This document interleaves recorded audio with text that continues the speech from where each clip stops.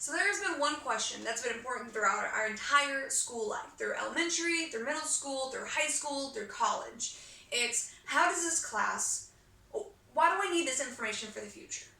Well, that is the point of this PowerPoint, this project, and why I'm giving this speech, is to tell you why the math classes I'm in right now is going to affect my job in the future.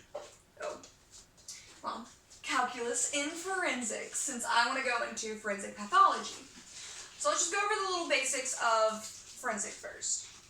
So I want to be, again, a forensic pathologist, but there's plenty of forensic jobs. Forensic pathology, forensic entomology, forensic anthropology, serology, odontology, all forensics, and all of them have calculus in them. Either for not calculus students, but forensic students use a lot of calculus. But even out in the field, you can use certain formulas or methods that were used in calculus classes, from like calculus 1 to calculus 2 to calculus 3 to calculus 4.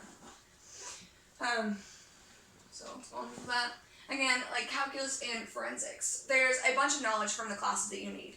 You need to know like derivatives,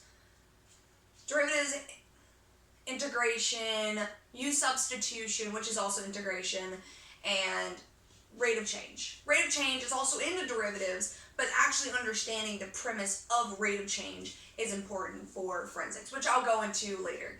So right now I'm going to go into the history. So back in the 1800s, there was this doctor. He was actually a professor of medical medicine in the 1800s. He made this one formula to calculate the time of death, which again, time of death is really important for forensics at any point in time, just because if you can tell the time of death of a body, then you can see whose alibi goes through at what points in time, what time of year it was, what could have made the body decompose faster or decompose slower. But back to Dr. Rainey. So he made a formula, but again, the formula didn't go through because his was only based in the 98-degree temp. So your body would have to be at 98 degrees to use this formula, which is the average at our body temperature, stays at. But if you go up north or you go down south, it could either go up or down in temp. So that was the history.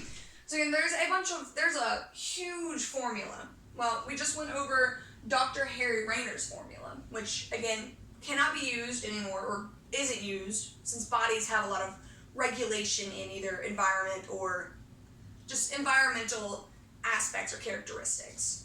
One of the big ones I'm going to talk about is Newton's law of cooling based on algor mortis, which I'll explain algor mortis in just a second. So, Newton's law of cooling is, well, it's this formula right here, dt over dt equals a constant times the temperature of a body minus temperature of the room, or room temperature.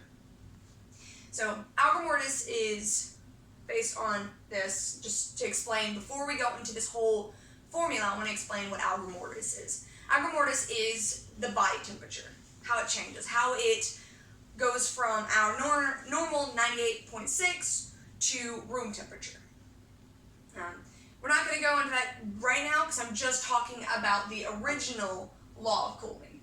So again, the law of cooling is the rate of change of temperature, which is equivalent to a constant times the difference between the temperature of the body and room temperature. Or not even the body, it's the temperature of the object at this point, not the body. So the original equations right here, it's again the rate of change, the constant, the object's temperature, and then the environment's temperature. Like I explained just a few seconds ago, same equation, and then we have to solve it out to get to like t equals or one of the variables equal to. Because right now we have a derivative. So again, that's why calculus is needed to know, because that's a derivative, and we need to know how to use integration to get to the original formula. And some of the knowledge you need to know from calculus, which I know I'm in Calculus 3 right now, but we still use tons and tons of integration of formulas, including ln, going from just a constant to using the constant formula, which is on the, so having a constant, using integration, and making it an x plus constant, which is the c. So this is how you solve it out. Again, you move the part of the parentheses over, and you use the dt over, so you're integrating dt over t minus tm, which equals constants and then integration by nothing. Or not nothing, it's still, like, it's 1. An integration of 1, which would come out to be x. But you need to know, let me go over here real quick. You need to know these certain formulas and methods. You need to know u substitution for this part. You need to use substitution on this. So this is going to equal u. So in the end, this is going to come out to using this formula, which is integration of 1 over x times dx, which would equal ln of x plus c.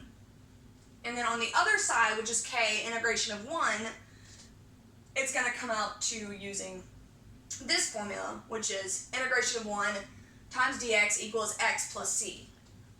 So all of these calculation knowledge is needed to solve out this equation to go back to our original Newton's law of cooling. But it's not quite ready to use for forensics, because the Newton's law of cooling for rigor mortis is a little bit different, but you do use the original formula to get to the formula used for body temperature and not a object's temperature. And like it said right here, if you can see right here, is that at first this law of cooling was used for small objects, but then by altering it, it was used for bodies, for cadavers. Let's go on. So again, this is the Newton's law of cooling for rigor mortis. It's T equals -10 ln the body temperature minus, the numerator is body temperature minus room temperature over 98.6, which is the average body temperature, minus room temperature.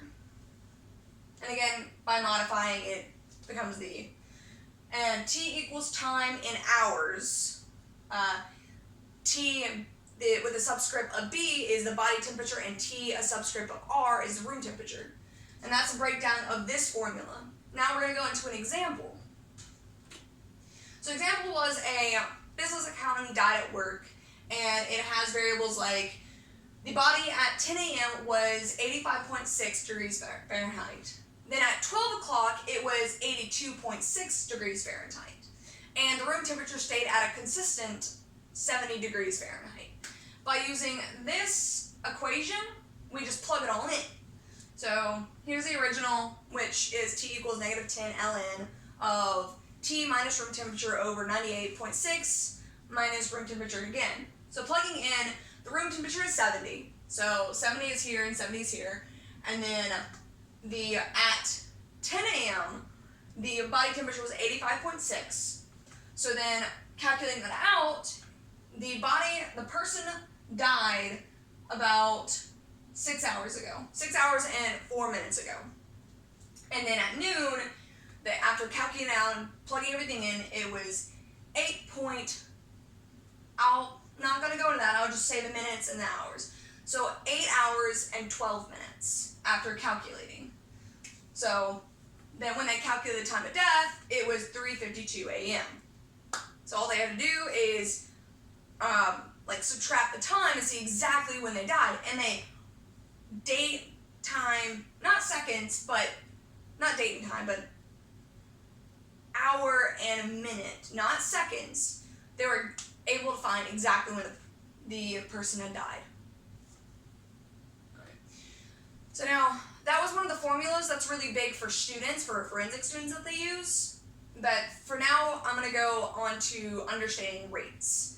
So in calculus, rate of change is huge, because that's huge with derivatives, because derivatives is a way of showing rate of change of something, like acceleration and velocity. Acceleration is the rate of change of velocity, and velocity is the rate of change of position.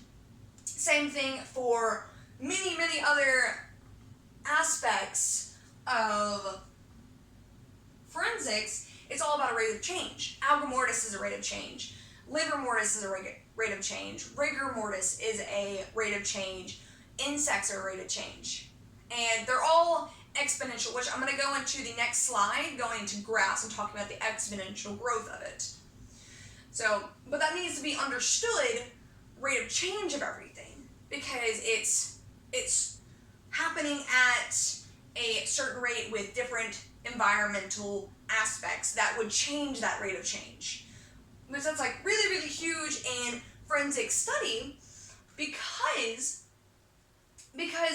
if we understand that rate of change, then we can tell exactly the time of death. And again, time of death is very, very, very important for many reasons. Seeing what time of year, like I said earlier, what time of year, when someone could have killed that person, or if they were killed, or seeing what was happening during that time of year to see what could have affected their decomposition.